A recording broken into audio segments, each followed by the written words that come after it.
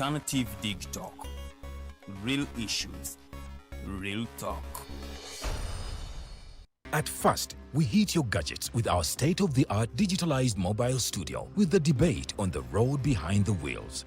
Later, we launched our magnificent studios located on Plot 1A, Sewagude Close, Lukulinanganda, Machindye, Kampala, where we bring to you our must-watch shows like The Mighty Drive, Monday to Friday, 8 a.m., Hotline, Mondays, 7 p.m. As for legal matters, Twins at Bar, Tuesdays, 11 a.m., Wednesdays, 6 p.m. is Afro-Caribbean Link, where we connect Africa with the Caribbean. Voltage on Thursdays, 7 p.m., featuring a youthful panel. Interface with Dr. Kiiza Besije every Friday, 12 p.m. with his call to action against injustices. Snap Talk, Saturdays, 6 p.m. with the trio. A must-watch, The Political Dice, Sundays, 8 p.m. with the duo that never stammers, and so much more. Watch us live on all our social media platforms. We are the Alternative Digitalk. Real issues, real talk. Hey Teddy, have you noticed how little attention science and health issues get in the media? Totally, Edgar, yet science information is very important. Yeah, for sure. That's why the Health Journalists Network is here. How can they help? They are a group of journalists dedicated to advancing public understanding of healthcare issues through impactful reporting on health and science. Oh, really? Yes, they meet up every month with scientists and researchers, policymakers, and activists at the Science Media Cafes. They then relay what they discuss to the public. Does that benefit us? Oh yes, very much so. This helps with health and science literacy for a healthy Ugandan society. Okay. I love getting informed about science and health issues. Health information makes all the difference between life and death. I'll look them up and engage them. That's great. They are based all over the country. Oh, okay. That's interesting, and they should be making real impact. They are empowering health communities through journalism. Journalists can save lives just like doctors.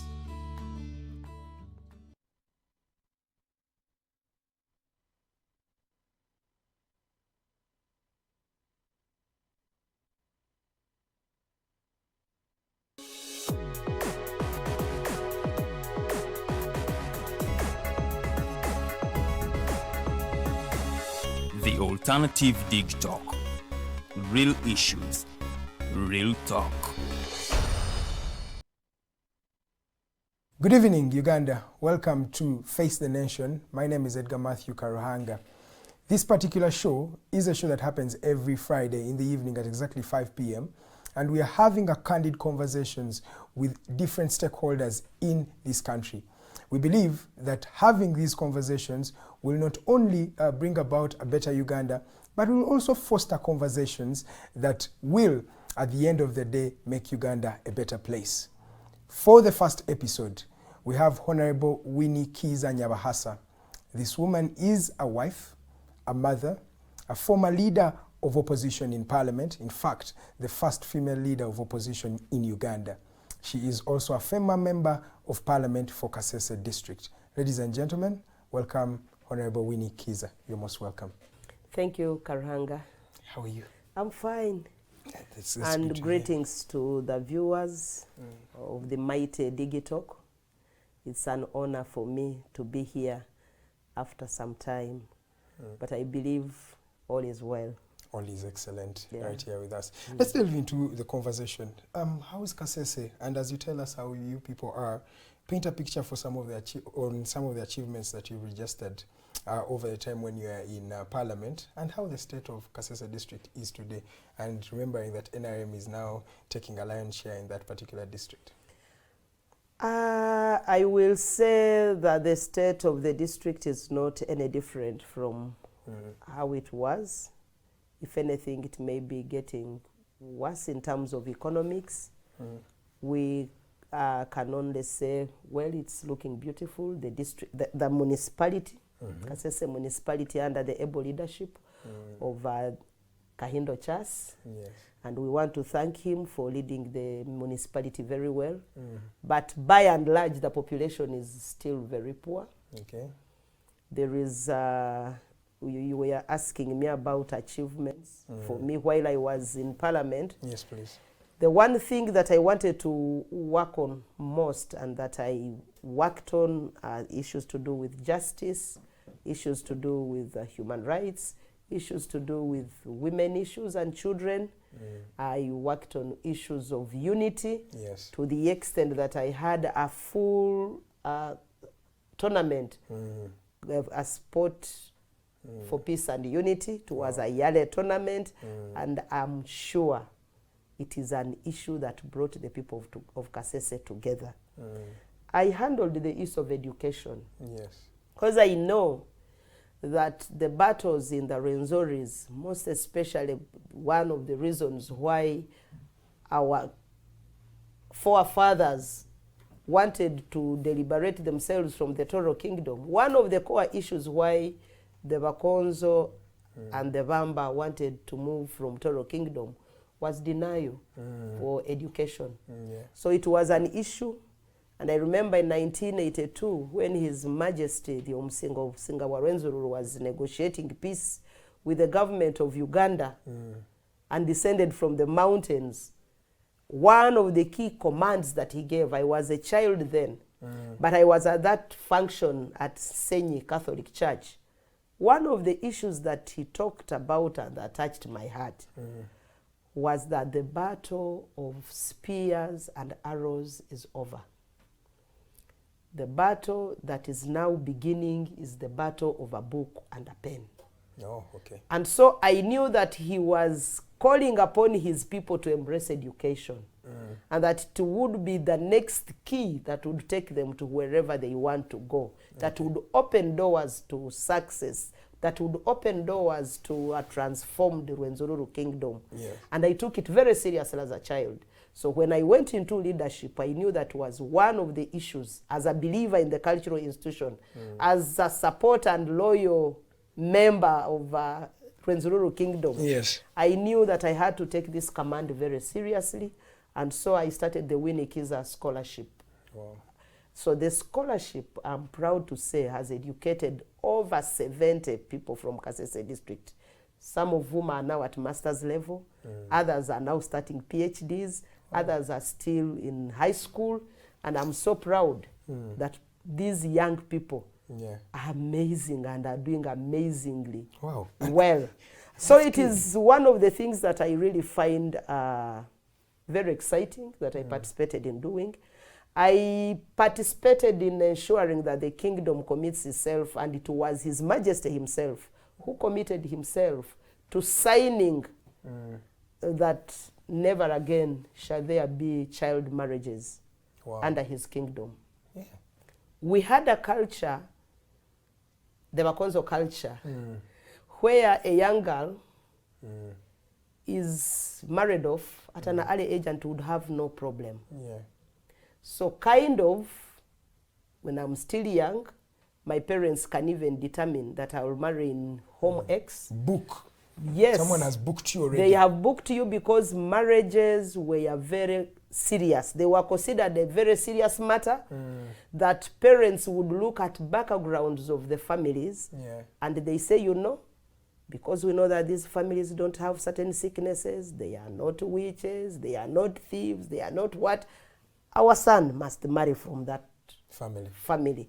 And the parents would be friends. Yes. So maybe when a girl is growing up, they would even take her to the family where they think she will get married to go and grow up from there. Wow. To the extent that even at an age of 12, you would be taken to a family, you are nurtured and groomed in that family.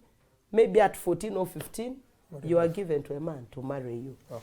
So it is a culture that was going on, and you know, some of these cultural norms are hard to break. Yes. But when the king himself signed, and that was in 2011, he signed and said, we shall not allow anybody to marry a girl who is of underage. I looked at it as an achievement. That's a very great achievement. And while we still have child mothers in the district, but this is against the law. Yes. One, the Constitution of the Republic of Uganda, but at the same time, the Constitution of the Cultural Institution. And after that signing, then people are required to have a certificate from the cultural institution Before getting married. before getting married, indicating that you are taking someone who is of age, and the cultural institution confirms That it's true. that it's true. They have assessed the child is of age. That's good. So while people are still defiling and they are having child marriages, they are actually out of the known norms and practices that are culturally acceptable to the Bakonzo community.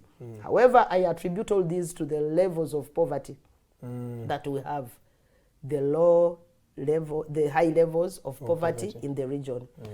The other issue that I think I still feel proud about is that as a member of parliament, I represented my people with dignity. I didn't let them down. Where they needed me, I was available. Where their voice was required in parliament, I put it there.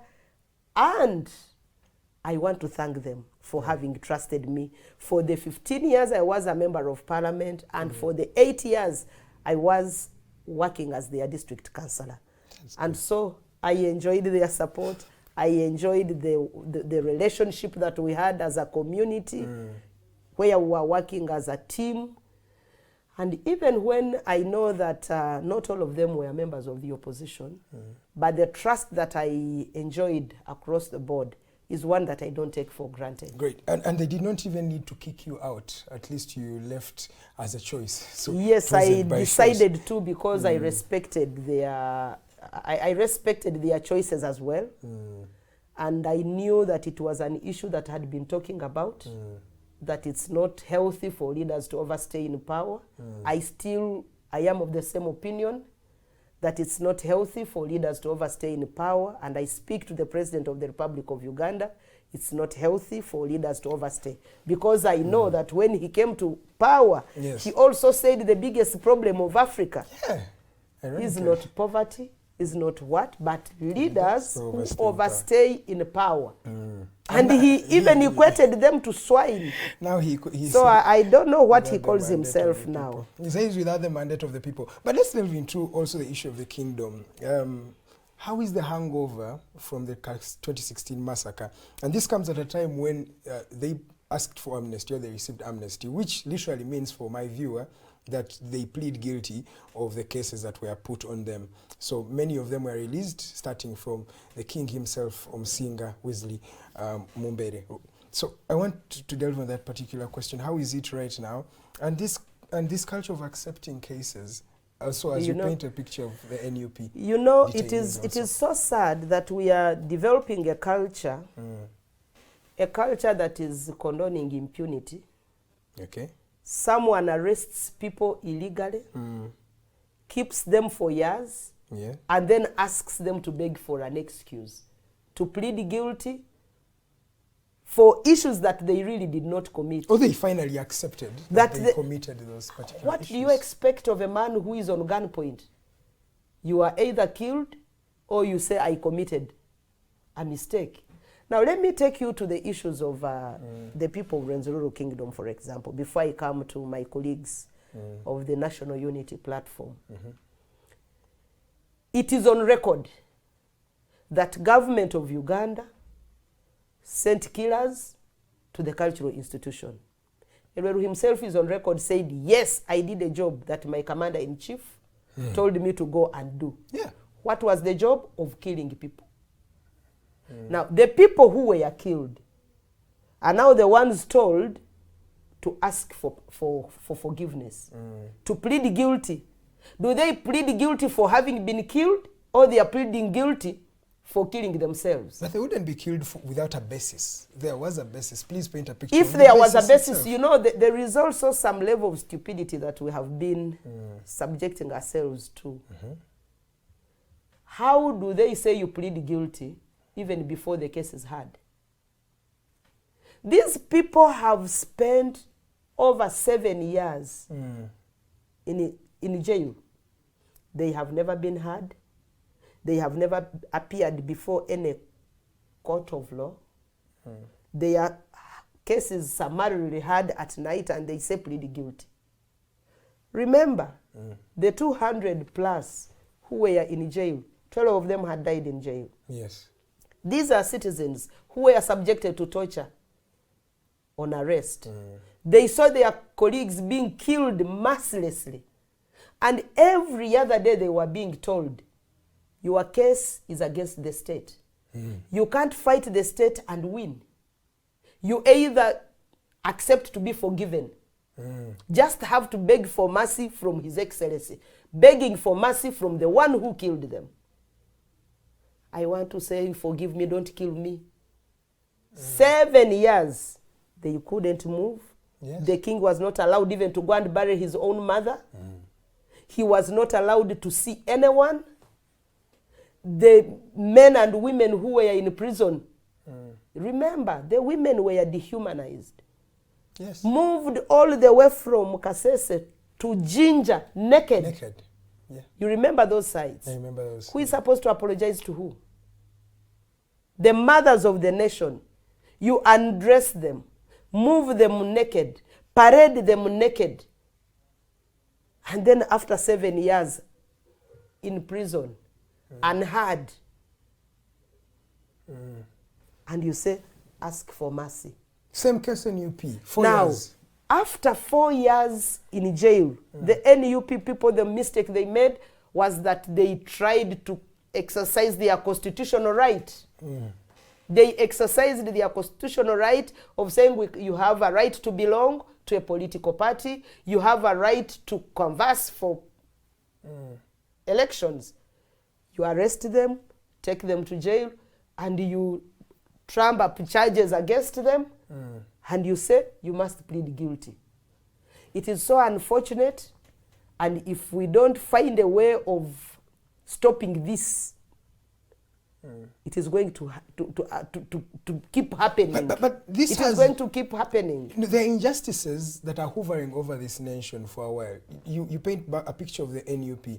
Remember the people who were massacred in Kampala. Yes. Up to today, nobody has been charged. These are the things that have happened in Tesoland. They have happened in Kasese. It has happened in Uganda. It has happened in Uganda before, and in northern yes. Uganda. So where is the soul of Uganda as we speak about these issues? Because it is business as usual. It will continue, and yes, they've died. Business as usual. You know, you may think it is business as usual. That is how you radicalize people. Oh, okay. The children who saw how their fathers were being treated at the palace, the young people whose mothers were undressed, the wives who spent 7 years, and husbands who spent 7 years without their spouses, only to be told that your spouse has pleaded guilty to mistakes that they never committed. I can tell you, not all the 200, by the way, were arrested from the palace. Others were arrested from markets. Others were border cyclists. Others were people who had their problems maybe with the LOC or with the cadres of NRM, and they just say, come and arrest this one. He's also a royal guard. Wow. Issues degenerated to that level.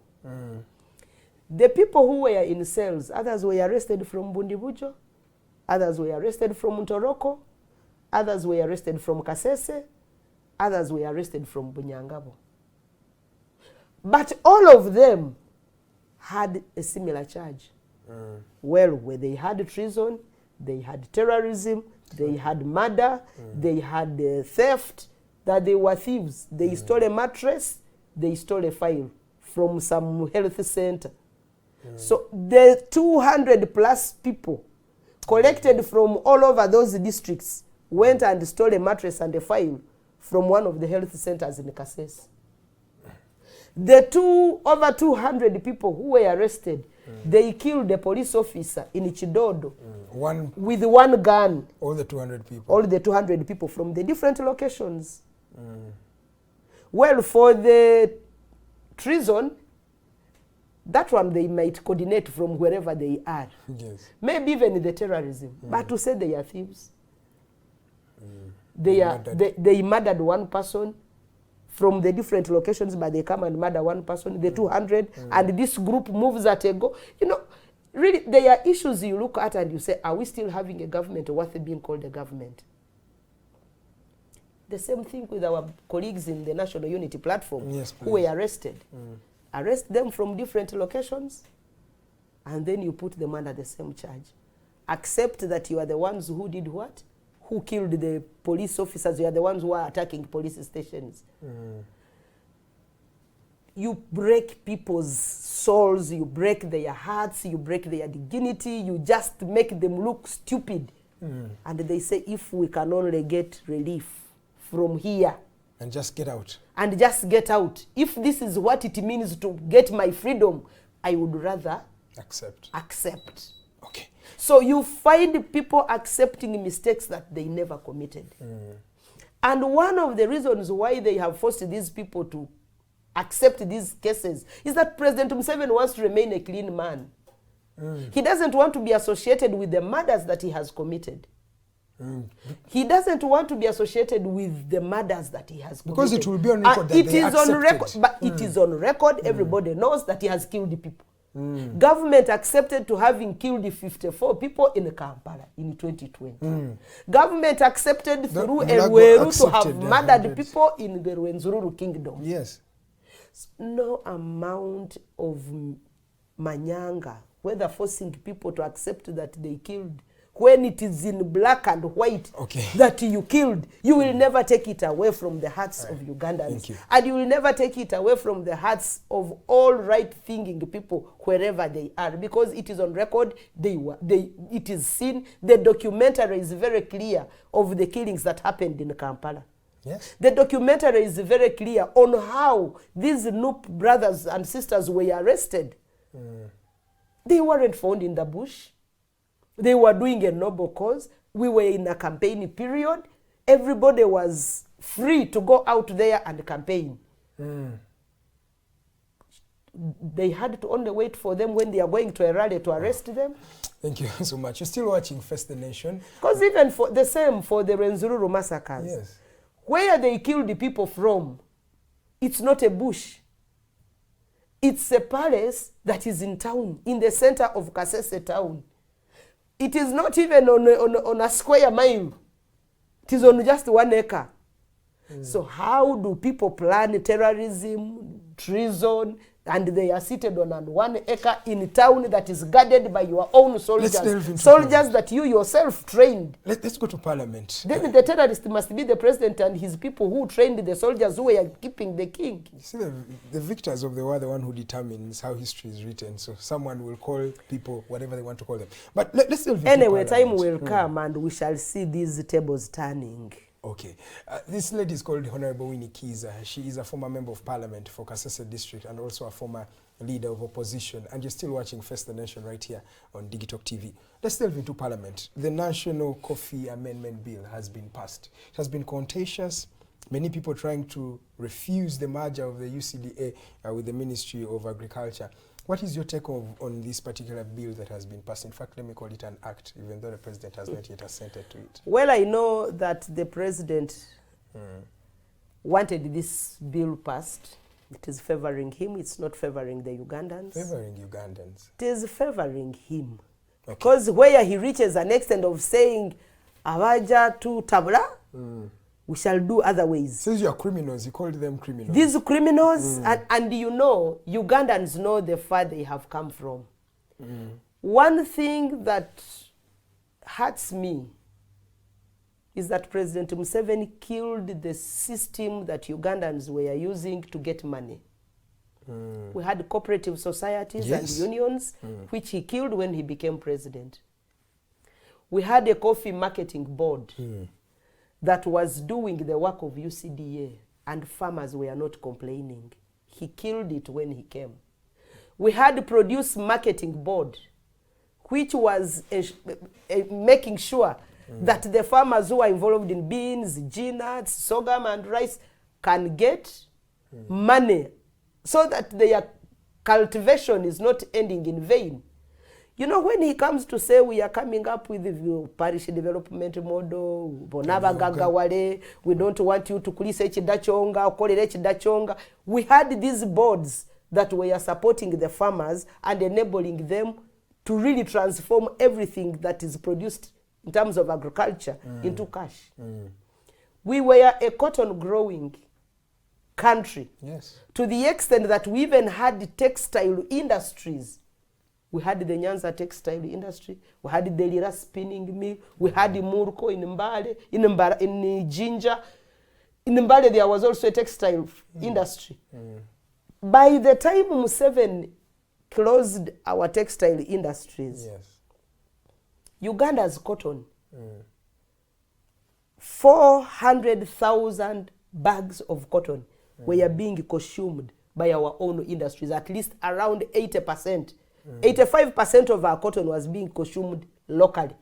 It was only 15% that was being exported outside. Wow.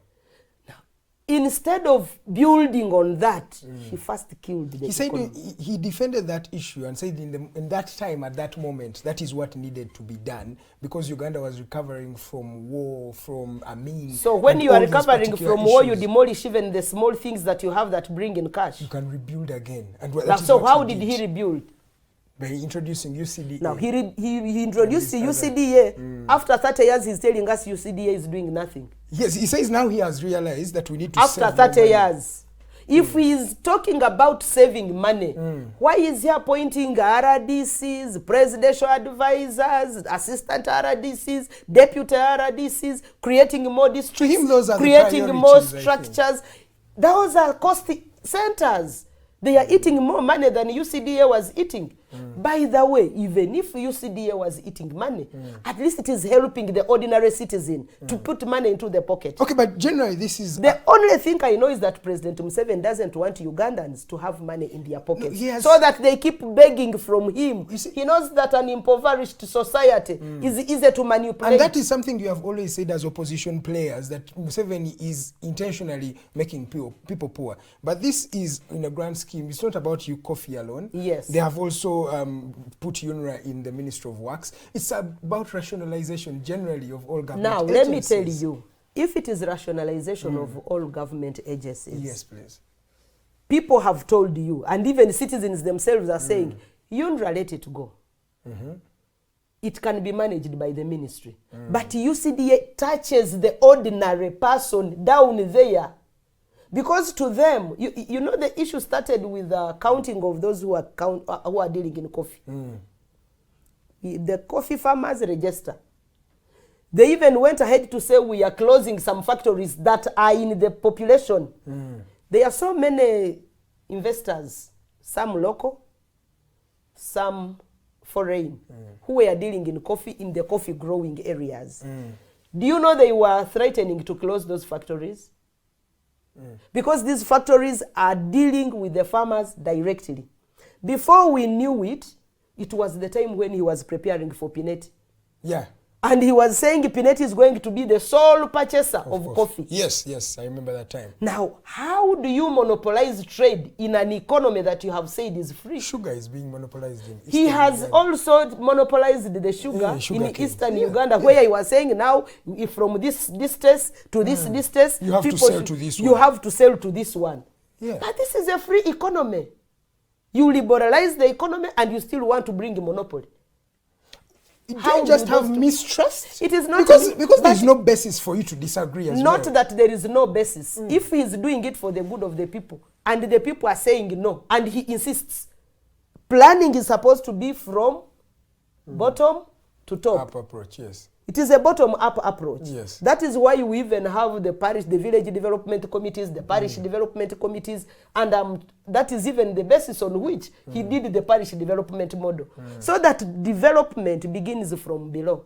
Now, the people are saying no. For us, we are feeling that UCDA is doing a great And job. he says I'm the one who brought UCDA. Now, he brought it for the Ugandans, and the Ugandans are saying, congratulations, President Museveni. Why should you then say, no, since it is me who brought it, I now want to dismantle it? That is why I would say it is not an issue of mistrust. It is an issue of being selfish.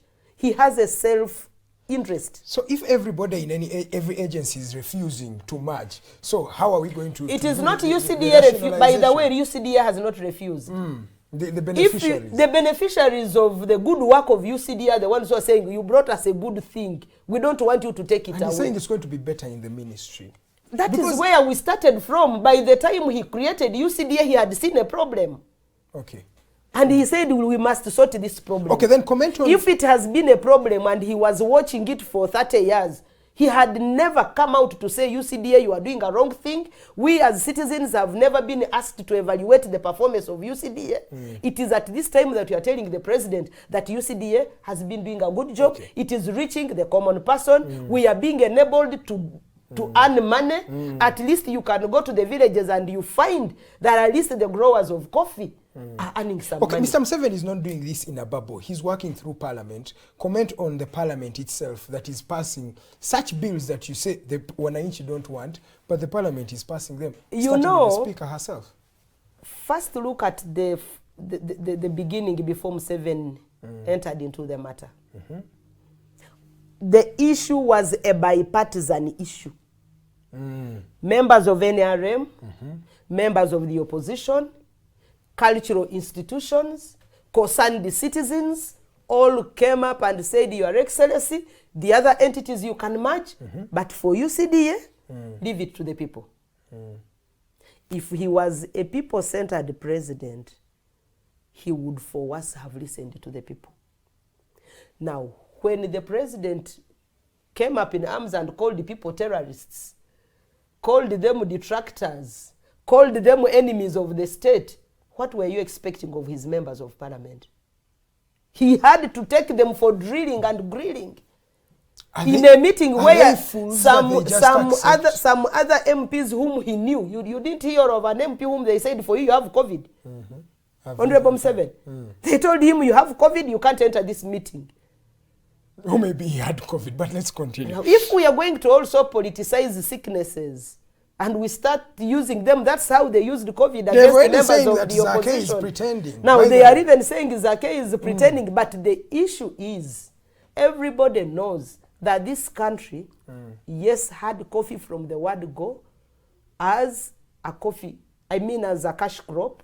All of us grew up knowing that we have coffee and cotton as cash crops. Along the way, we now knew we had the Produce Marketing Board, which was assisting us to have market for our beans, for our maize, for our other produce. Yes, please.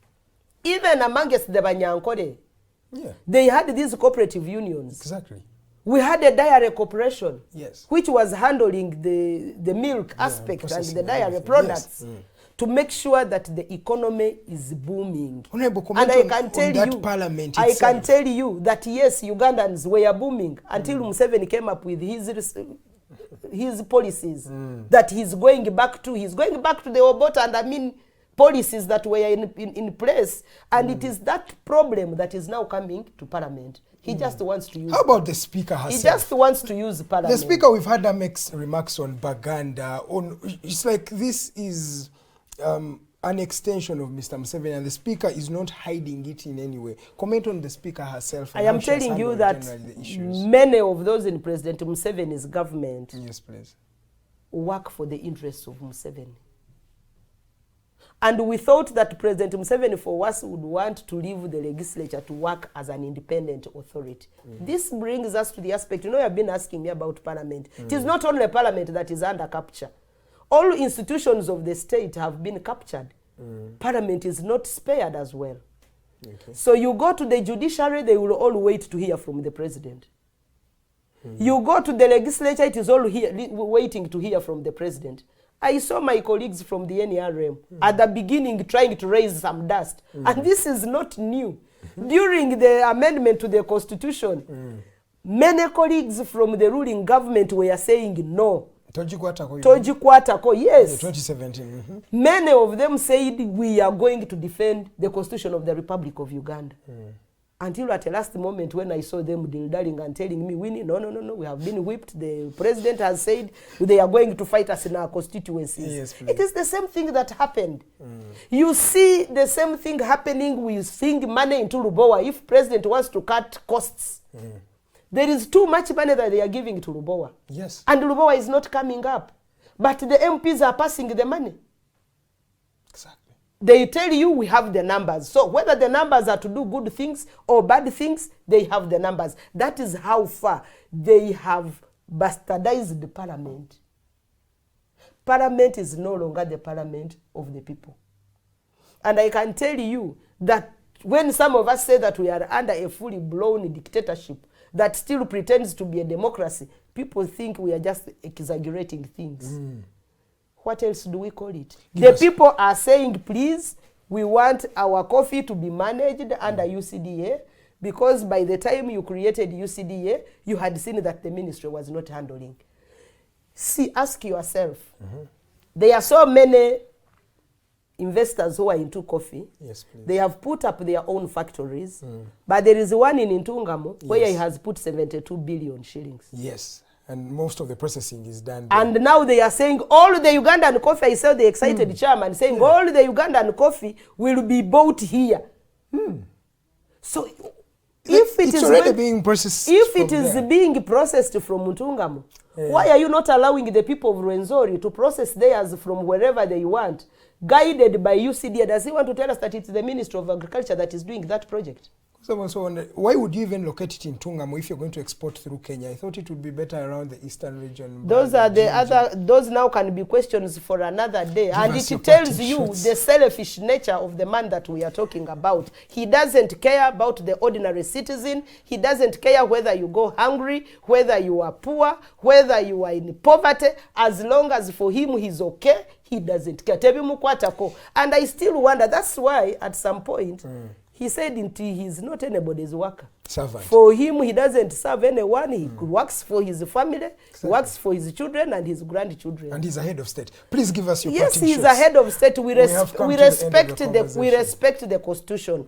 But Ugandans who still think that maybe the parliament will be better than it is, you better reconsider. Because I know that every other year, Parliament is being captured and captured and captured until possibly we change the head. Thank you. When we change that head and we put into the leadership of this country people who are bothered about Ugandans and who are bothered about the way institutions are supposed to work, we shall continue meandering in this vicious cycle of dictatorship and of mismanagement of our country. All right. Thank you so much. You've been watching Face the Nation. This lady is called Honorable Winnie Kiiza Nyabahasa. She is a mother, a wife, a former leader of opposition, but also a former member of parliament for Kasese district. My name is Edgar Matthew Karuhanga. On behalf of Digitalk TV, you've been watching Face the Nation. We shall see you next time, same station. Good evening, Uganda.